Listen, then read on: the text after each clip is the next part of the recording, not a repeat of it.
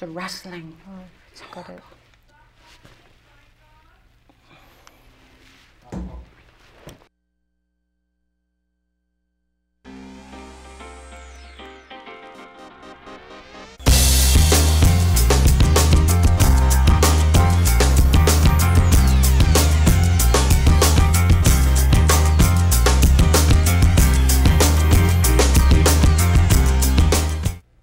Welcome to the Art of Conscious Living. Today I have the most special, beautiful woman, Miranda Macpherson. I'm so very, very pleased to have her in the studio today. We're going to talk about soul connection, life, and living life without fear, and absolutely surrendering to your spirit. So, Miranda, I'm very, very pleased to have you here today. Welcome. Thank you, Victoria. How are you today? I'm very well. Happy to be here. Thank you. So let's start from the very, very beginning of your journey. Wow. Yes, many, many years ago, you had the dark night of the soul. Yeah, I was 13 years old when I first had a spiritual opening that was conscious and that actually put me on the path. And I have this theory that young people, particularly teenagers, it's a phase of our human development where we're coming up to the adult world and we're looking around asking the perennial spiritual question, who am I? And it's a natural process, but we're asking it usually from the egoic perspective. Who am I and where do I fit into this world? But on a deeper soul level, I think we're starting to feel and be with some of the deeper questions of being human. Not only who am I, but what is a real life and how do we really live in a way that's true and authentic and healing and helpful. And of course I was asking all of those questions, but I wasn't asking them in an articulate way that I'm speaking of now. I was feeling everything and having trouble in my family life and going through all kinds of bumps and difficulties in the road. And I fell through the cracks into a depression experience, and I was hospitalized for that depression experience. And because I was quite unusual as a young person, a little precocious in my development, they thought it would be better for me to be in an adult psych unit. So there I was in this environment, really face to face with the nexus of human suffering, with people going through schizophrenia, going cold turkey from drug addiction, who tried to commit suicide. And here I was, just completely shut down and unable to cope with my own sensitivity and feeling everything and not being able to deal with that and feeling ultimately very disconnected from real love, you know, real meaning, and not knowing who to turn to. So I, in my darkest hour, started praying to a God I didn't really conceptually believe in. I didn't come from a religious family. And I started praying, help. And I thought the help meant, beam me up, Scotty, get me out of here. But the help came in a very different kind of way. The help came in a sort of an organic, spontaneous surrender. And in that surrender that I think really came about through exhaustion of my egoic trying, there was an opening into an experience that I call boundless love. And what that was like was as though being in an ocean of love and grace and compassion and kindness and nourishment, deep nourishment that wasn't dependent on anything or anyone. It just was. And it felt like being plugged into the mains. And in that experience, there was a knowing that this that I was tasting was not actually separate from the depth of my own being, that my own true nature is part of this boundless love, and that's the truth for all beings, everywhere, everyone, everything. And that the purpose of it all was to remove the barriers to this being the experience in each moment. Miranda, give me an overview of what happened during the dark night of the soul. I've already told you that. When you were saying that the boundless energy and you were surrendered to, was that happening during the night of the So, well, I was or in the psychiatric unit when right. this occurred. And it occurred there? In a psychiatric unit. Okay, so let me be 13. very direct to the question. Mm-hmm. Other people were very lost. Mm-hmm. And what was it like, that experience that they were suffering and Mm-hmm. you're suffering? And at that moment in time?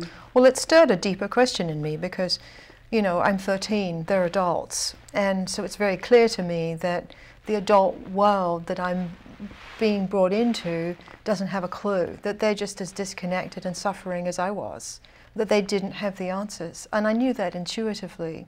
So that was obvious to me at such a young age. So I was really journeying spiritually at that time, propelled by the fact of suffering that I was in and that everyone seemed to be in.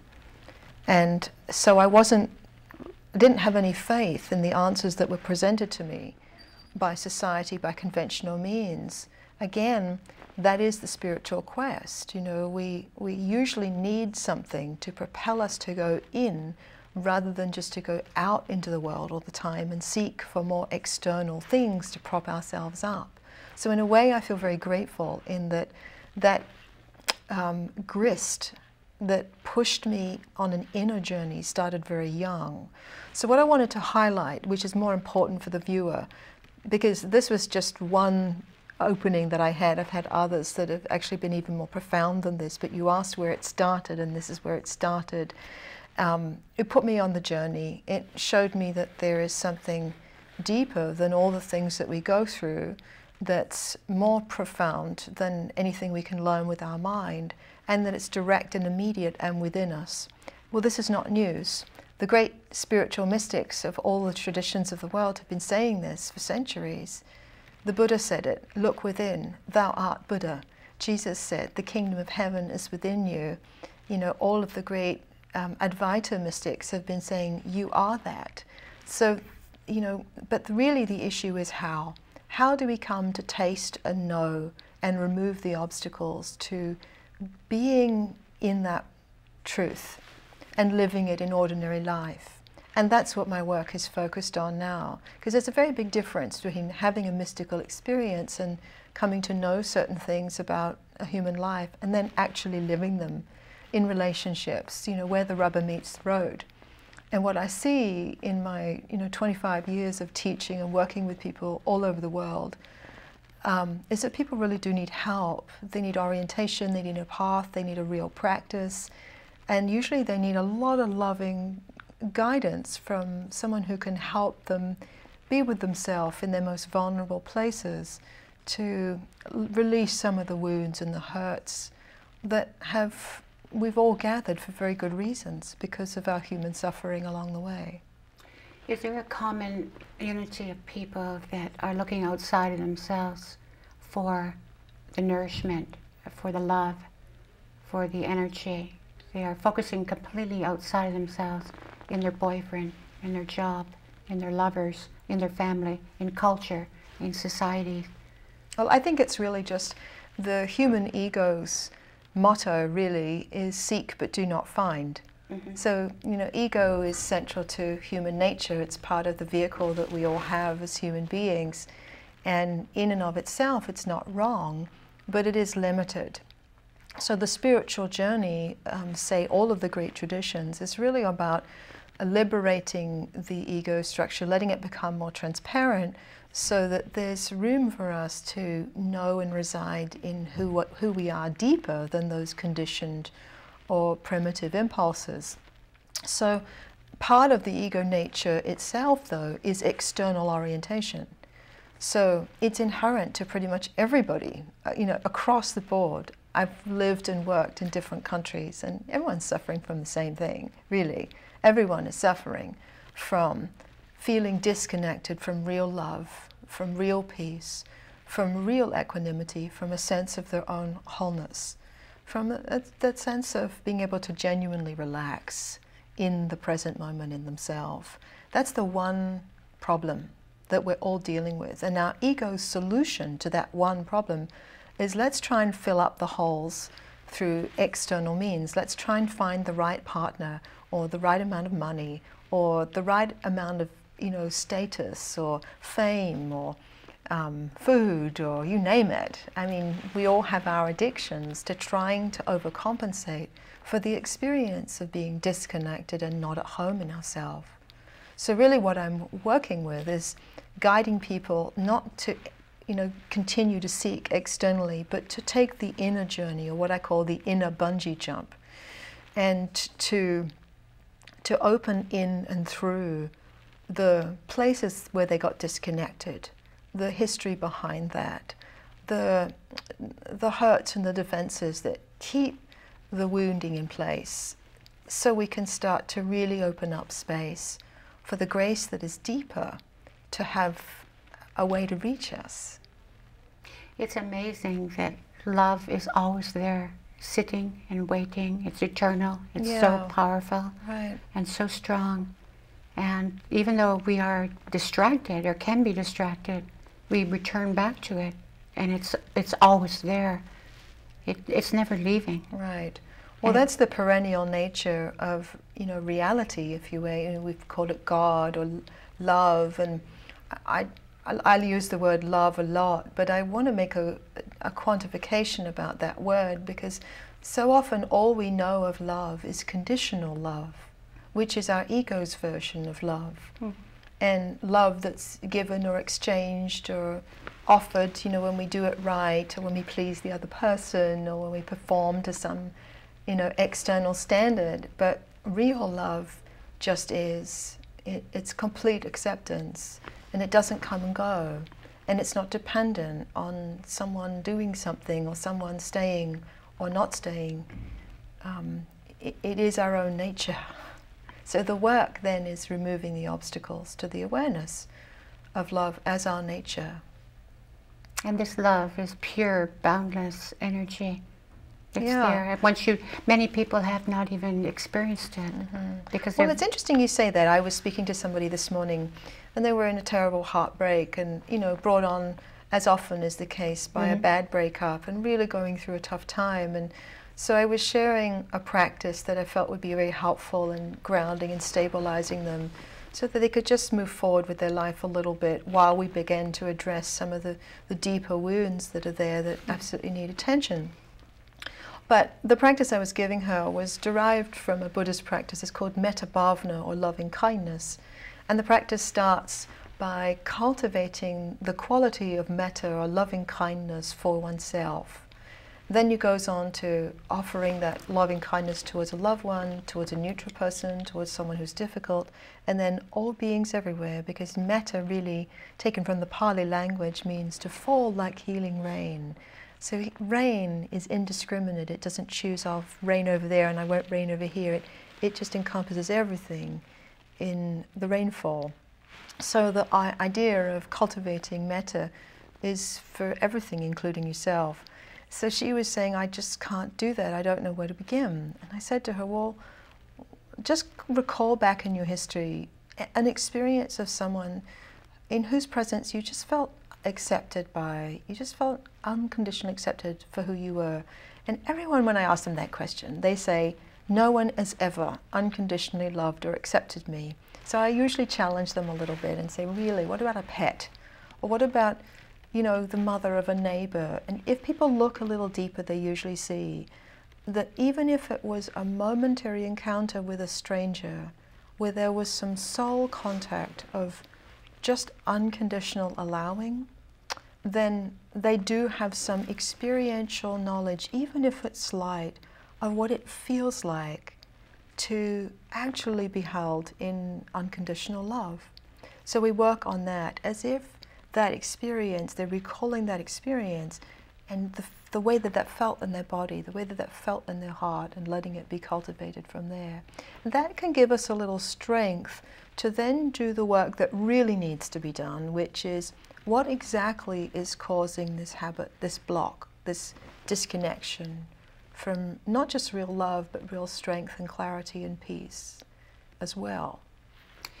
So from my understanding, it is that everybody has a soft spot, basic goodness within them, as you say. And even the most evilest person, or even the most wickedest person, has that. But in somewhere of that remembrance of that. And when they tap into that basic goodness within them, everything is okay. Basic love is there. The ground of our true nature, as the Eastern mystics have said, I am that. You know, and it's also in the Western mystery schools, whenever God is speaking in the Hebrew scriptures, it starts with I am. And, you know, even Jesus said, I am the way, the truth, and the life. He's not saying Jesus is the way, the truth, and the life. It's the I am. There is this depth of being that doesn't even have the label love. That's even too limited. It just is. And love is one expression of the isness of our own foundation. And so the work isn't to try to become loving.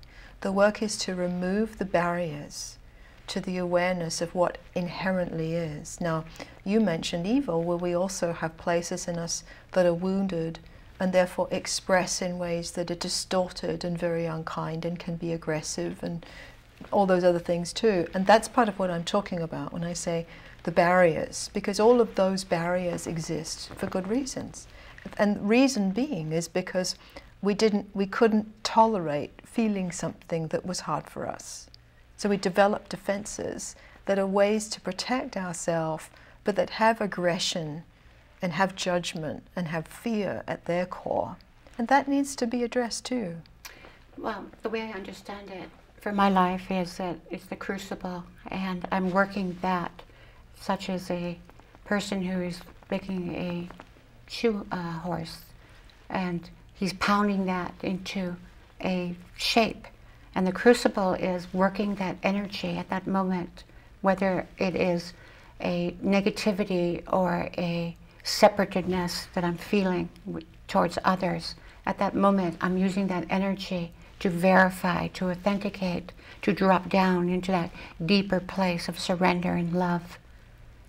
And it's about absolutely authenticating and verifying everything and making it real for oneself. Yeah, and it's surrendering to all of it. Definitely. It's all about surrender at the end of the day. But here's the interesting paradox, you know. The one who's often trying to surrender is the one in the way.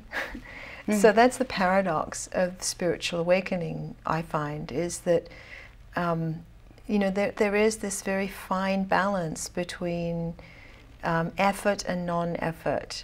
And that's where I think it's actually very important, if you're really genuine in wanting to walk a spiritual path, to not try and do it alone.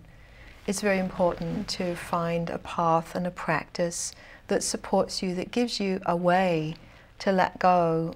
Because really what we're talking about when we say the word surrender, we're talking about letting go of your sense of self, of your patterns of behavior, of the ways you've learned to view the world, of letting go of your fixed beliefs. And that's scary. That's no small thing.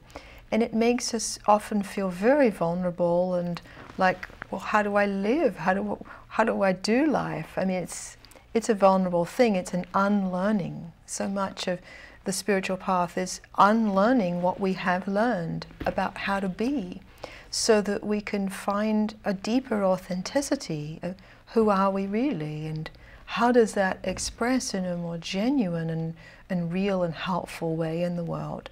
And these are big questions.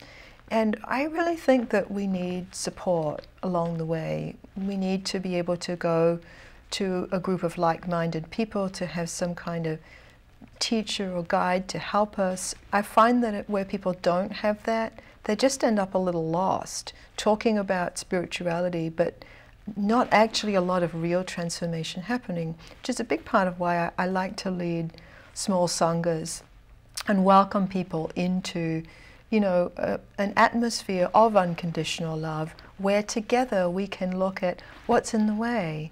You know, what is it for me that's hard about this process of walking a true path? What even is a true path? How do I know? You know, being very honest and real as we grapple with these big questions of life, and also practicing together, learning to meditate together, learning to pray together, bringing the places where we come out of integrity with our path and exploring that through inquiry together. Well, it's said that it's the path that's least traveled. Right. And the mind is a very, very slippery vehicle. Yeah. So we may think that we're understanding, but we may not be understanding. Right. And with that objectivity, as you say, with a Sangha or with a person who's walked ahead of us Right. and takes us by the hand, as you do in your incredible work that you do with others, there is a sacredness there. Yeah. Where two meet, there I am. Exactly. And there's something so beautiful about that. At the Sangha last month in Cote Madeira, I found myself saying something that was really rich, and we got into a very juicy discussion about it. And I'd not really thought about it quite this directly before, and it came out, these words, "We will come home together or not at all." And as I heard myself say that, I had this big, you know, like a gong going off inside. And I thought, wow, there's something so rich about the power of relationship, of two or more joining with the same intention in a very undefended, honest way to explore what is reality and how do we really live. And not two people joining to say, just this is my opinion and the other giving their opinion. It's a much more vulnerable, direct encounter than that. And if we look to the East, that's the way it's been done. The term for it has been satsang, which means meeting in truth. And it's a way we can come together and allow for deeper soul contact in which to inquire into the questions that we need to inquire into. And I love that, the approach of inquiry, which is very much the practice that I'm teaching people how to engage with and working with it together, because it's not about someone just giving all the solutions and saying, do this, do that, these are the right thoughts to hold. It's asking the questions and then diving into our direct experience to see what's real, what's true, what's in the way, you know, what's needed. And being very specific about that. It sounds like a very key word would be vulnerability.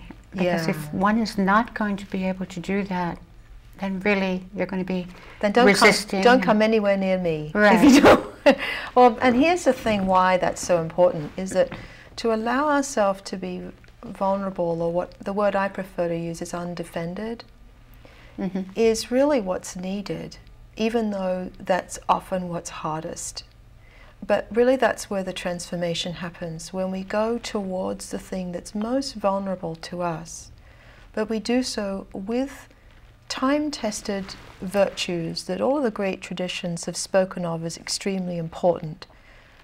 If we go towards our vulnerability with trust, with sincere love of the truth, with curiosity to discover more, with compassion in the face of our own humanity, with humility and genuine openness to not hold on to fixed way of seeing things, but to really be taught by a deeper grace than what our mind has already constructed, and a willingness, a dedication from our core, then we have some means to open into vulnerability, open into see what's really there, to meet our own experience, our questions, our demons, our hopes, our fears, our joy, and to drop into that experience fully, then actually allows grace to open up and take us into deeper realms where we get to taste more of what really is in a direct way from within,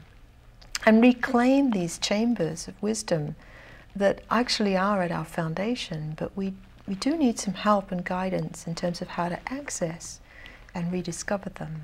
Our innate authentic self is that, to celebrate life, Right. to celebrate with great joy and great passion. Miranda, where do you think we are at this point in time in the information age, in this contemporary world? You travel a lot to different countries. In the information age, everybody's behind the computers and they're talking in sound bites now, and there's not deep, meaningful conversations going on a lot. There can be, but there is. But on the general, there's a sense that there's a lot of disconnect. What do you see is going on in the world? I see equal proportions of both. you know, one of the beautiful things about the media age is it's made conversation and connection and communication available to us in a way that's really never existed before. We get to share information across the boundaries of culture and gender and religion and society and politics, and in a way that's really incredible. And there's so much information and learning at our fingertips. You know, now whenever we want to know something, we just type it in on Google and up comes all kinds of stuff. The difficulty is that there's a lot of feedback coming at us all the time. So it can make us more externally oriented, busier, more distracted, which is a problem for spiritual awakening, which asks us to, you know, become in and connect both with ourselves and therefore connect with other human beings. So I think it's both positive and negative, but I really like the view of A Course in Miracles, where it says that things that the ego has created, things of the world, they're not positive or negative, they're actually neutral. It really depends on us and how we want to use them. So for example, we can use Facebook, the internet, TV, you know, writing books to propagate, you know, profound wisdom and insight and profound conversation, and we can also use it just to regurgitate our judgments. And that comes right back to each one of us right here and right now. You know, what are we bringing to this medium of communication? So the onus is on each individual I for think their so. responsibility and checking in. Where are they at? Are they really expressing their deep, authentic self? Or? Right. But I also think that, you know, there is a hunger for a deeper conversation that is arising amongst more and more people. And there's more spiritual literature around than there's ever been. The danger is just turning it all into sound bites. And I do see that danger, especially coming to the Bay Area from England, where I lived, and I ran a whole spiritual seminary training interfaith ministers and spiritual counselors there, an organization that's still going. And in the culture in England, you know, spiritual understandings aren't so embedded in the culture as they are here in the Bay Area. But I noticed that here, it's an interesting phenomenon is that people talk the talk, but there seems to be an even deeper disconnect because they think that they're spiritual and on a path, but it's all conceptual still. There's not a lot of deep surrender that's really happened. And I think that's because it's actually hard, you know. It takes a lot of courage and sincerity and dedication to really walk an authentic spiritual path and to really allow our ego to become more transparent, and to our ego that's scary.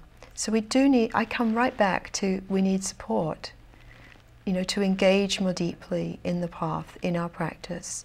And we need the support of other people, and perhaps the support of a guide, of someone who we trust or we respect, you know, their understanding. But I know for myself, I could not have deepened in my own path and practice without the help of beautiful teachings and teachers that have helped me along the way and helped me see aspects of my own ego structure that, you know, were difficult to view because I had a lot of judgment over them, as we all do. So again, it comes back to not only the dedication, but walking that with a lot of compassion for our humanity. So essentially, it's about really owning your energy and really connecting to it and checking in with it all the time. I think it's developing an ever-deepening love of the truth. You know, And being very passionate about that. Yeah, see, that's a beautiful thing. The word devotion, you know, we hear a lot of, I mean, I've produced a mantra CD myself, so I teach a lot of devotional practices as part of, you know, the way I offer practice to people, because it's very important that we cultivate that love in our hearts, not for, you know, particular things, but for truth itself, you know. And that's really the deepest chamber of the heart, that place inside where we love, you know, the sacred mystery, whether we call that God or something else. That's the depth of the heart. And when we're in touch with that, there is a motivation to be really honest, because love and God is kind of one and the same. So that starts with being very truthful and honest with ourselves, and being very real about where we find ourselves, where our struggles are, what's difficult for us, as well as what our heart really longs for. See, that deep longing of the heart is really a gateway into living a more real life. And this relative level of truth, where we contact, our own truth, is really the beginning of a deeper love of the truth, which is really love of the truth with no agenda. And it no longer cares about, whether I get what I want. The heart is satisfied with what's real. And then that's very powerful as an engine, for the path. I'd like to speak about the aspects of the agnostics and the atheists opposed to the devotional people who are filled with the love of their higher self and their devotion to the God energy or the goddess energy. That's why I like to frame it in love of the truth, because it's non-theistic. Exactly. And for those who, like the word God and can work with that, great. But for those who don't, letting themselves feel that place in their own heart where they love being real. They love just being truthful and not pretending. And there's something about that that's incredibly satisfying, that paves the way for real love, both the experience of real love. It paves the way for more loving relationships, and it paves the way for authentic spiritual transformation. So essentially what we're saying is that it's for everyone. It doesn't matter what denomination, what religion, what you believe in, what you don't believe in. Being a human being is a spiritual path. Right? Whether you call it that or not, just being human is a huge deal. If you think about it, we're all going to go through losing loved ones. We're all going to go through periods of sickness. We're going to go through periods of adversity. We're going to go through periods where we just don't understand why things are happening the way they are, and we have to grapple with those things. And that's very humanizing, and it's inherently spiritual, because it forces us to ask questions and step into unknown places and be vulnerable and find answers where we don't know where answers exist. Do you see yourself as being a spiritual being having a human experience, or a human being having an occasional or spiritual experience? I'm both spiritual and human. I don't see a division. No division? I don't see a division. So you're one and the same, where one stops and one starts? I think to be human is very spiritual, and to be spiritual asks us to be human, to not avoid our humanity, to really embrace every aspect of what being human involves and turn that into the path. One of the things I say to my students a lot is that wherever you are right now, whether that's an experience of bliss or terror, is the gateway deeper into God and who you truly are. The way is to meet this experience, whatever it is, fully, without trying to fix it or change it or tell a story about who you are because of it.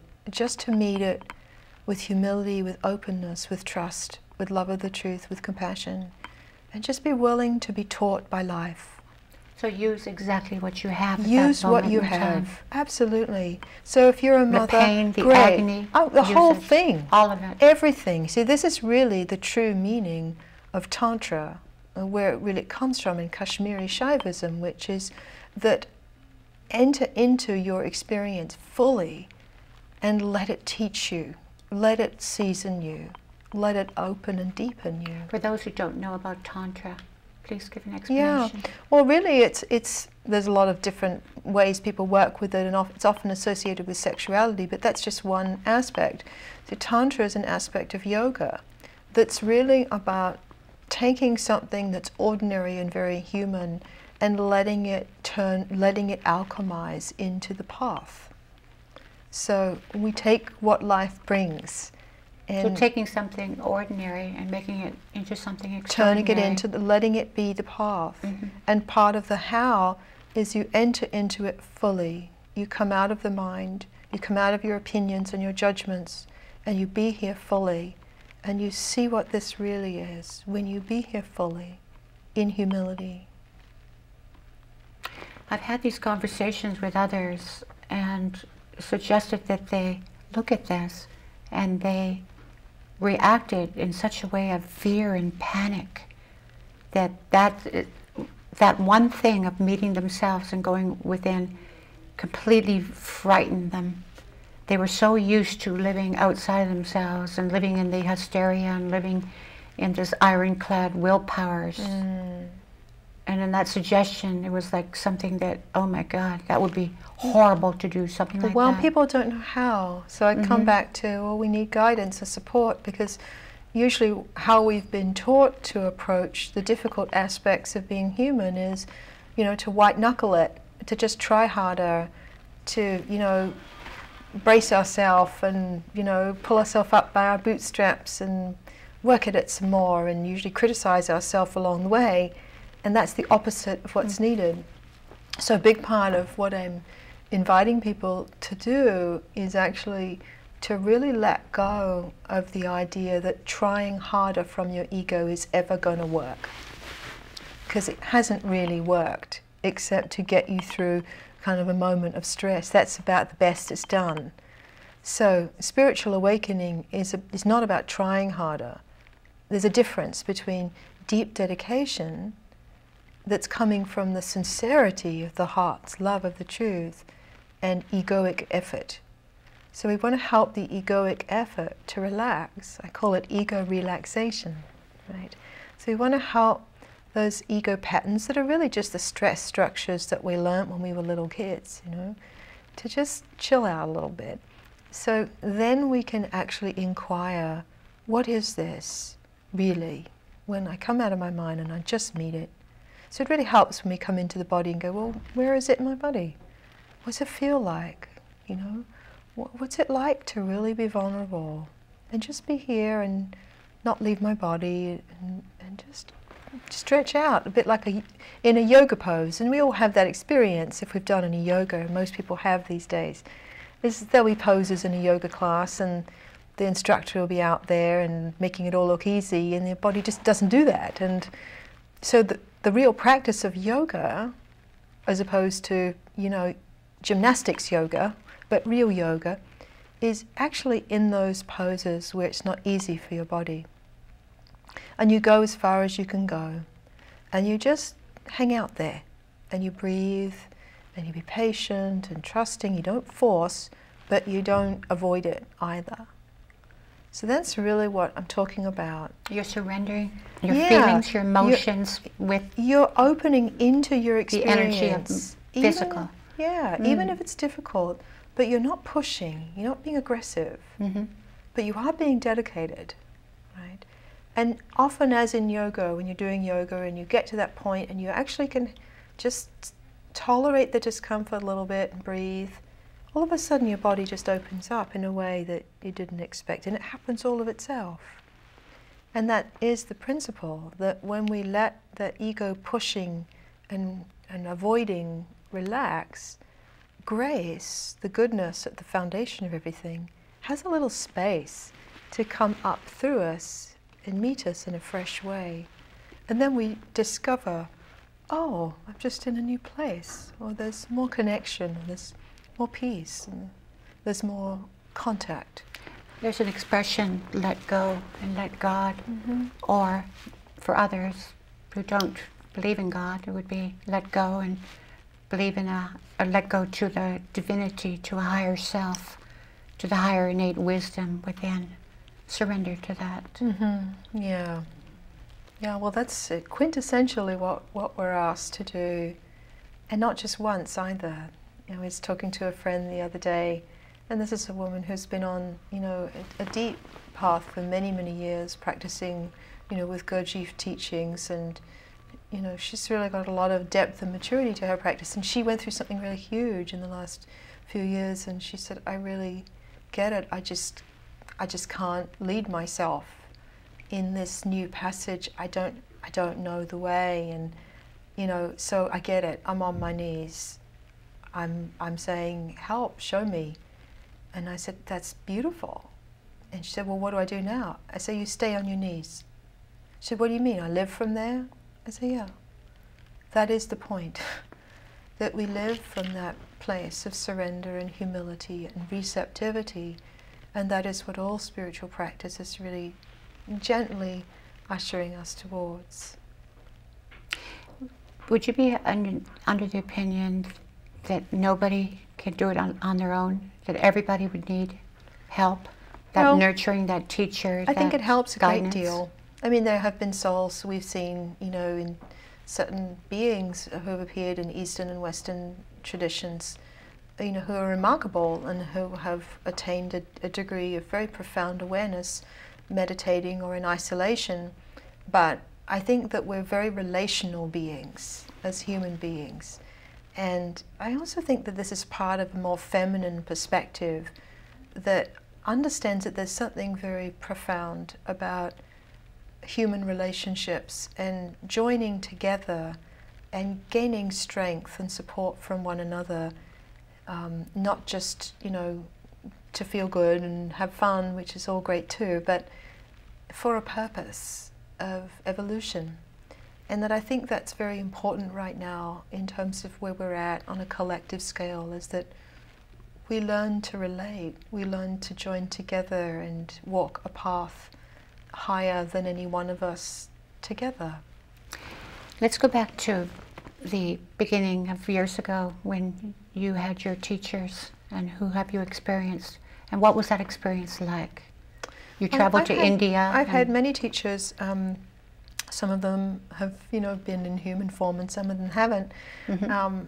I've had very profound experiences in the cave of Ramana Maharshi, who is a great soul who lived in India in the first part of the last century.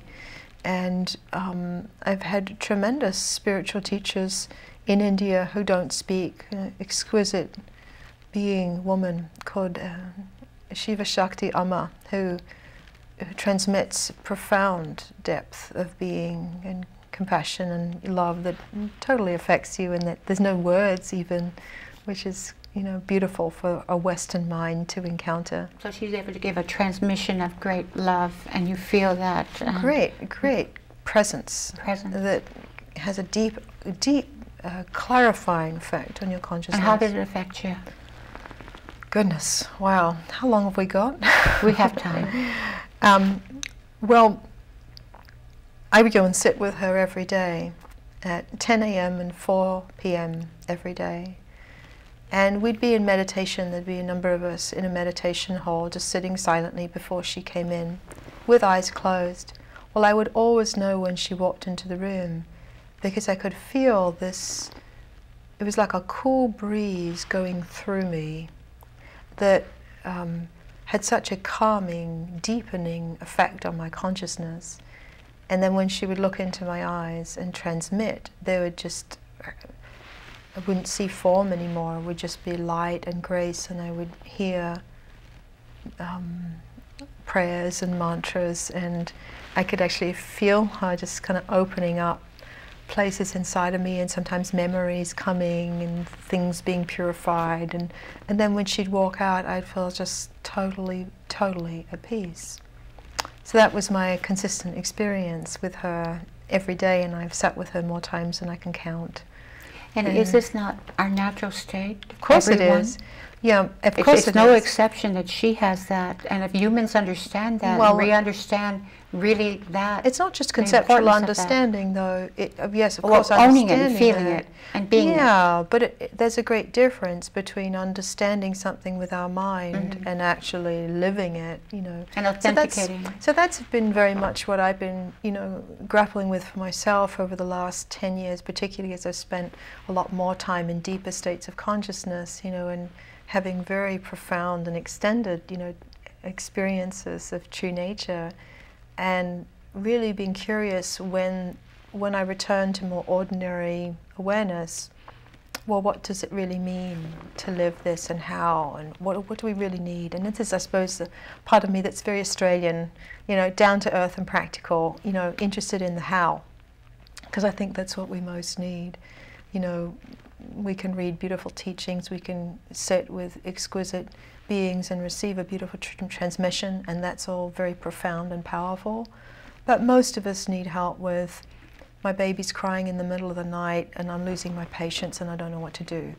Or, you know, I feel heartbroken because, you know, something's happened with my relationship, or my mother's just died and I feel such a sense of loss. Or, you know, my best friend's just been diagnosed with cancer and I have to now watch her go through this awful process. And how do I make sense of that? How do I meet these very key features of being human and open and be deepened by the experience, so that whatever happens in life, I become deeper, I become more real, I become more of a vehicle for love and grace and truth and blessing in this world. That's what's important. There's a lot of thought that people need only suffering to wake up. No, I disagree. And absolutely, I totally disagree. Joy can be absolutely the same, giving the same nourishment and the same energy and the same awareness of bringing you to that thought of complete connection to oneself. Yeah, well, I think that we actually need everything. We need to experience certain sufferings. There's certain gifts and depths of wisdom that can only come through going through really particular valleys of the shadow of death, to use this traditional language, that deepen us and make us richer and more humble and more profound people. And we need the nourishment of love, being unconditionally accepted, the nectar of joy and ecstasy and fun and good friendship and good company and enough to eat, and to really take in and receive the blessing and the beauty of life, and to really acknowledge it. You know, one of the practices that I give people, I have a great whole teaching around the importance of cultivating trust, and a lot of what trust hinges on is our capacity to recognize and acknowledge the beauty of life. So when I'm helping people cultivate trust, I give them an inquiry like, what limits your capacity to trust? Well, let's get all the hurts and the wounds and the justifications of why you should stay fearful and closed. Let's hear it. Let's see it. Let's understand it. Let's forgive it. Let's also turn our attention to the question, what's holding you now? So that shifts our inquiry from the past into the present moment, to recognize what's really here, deeper than our story and our history. And this is extremely important, because this develops neural pathways. It helps us open and grow to see actually that there's a profound goodness inherent to existence, that every morning the sun rises in the east and it sets in the west, and all kinds of plant life sprout and blossom and create shelter and beauty and food for us. And, you know, a man and a woman get together and have a fabulous time, we hope, and a new human being finds its way onto the planet. And all of these things happen every day, and our ego doesn't have to lift a finger to make it so. It's natural and inherent to existence. And all of that is supporting us now. All of that is holding us now. There's such love and grace here. And part of our invitation is to take it in and say, yes, and thank you. What final thoughts do you have, Miranda, that you'd like to share that you're very passionate about? Yes, and thank you. Just, there's an invitation to take in and recognize the beauty and the goodness of existence, and be grateful for it. And that gives us the strength to walk the path with greater courage and substance and honesty. And both of those things are required to come home to who we truly are. Well, it's been an absolute pleasure to meet you and speak with you. Thank you. Yeah, you're welcome. And from the Art of Conscious Living, do take care of yourself and take care of others.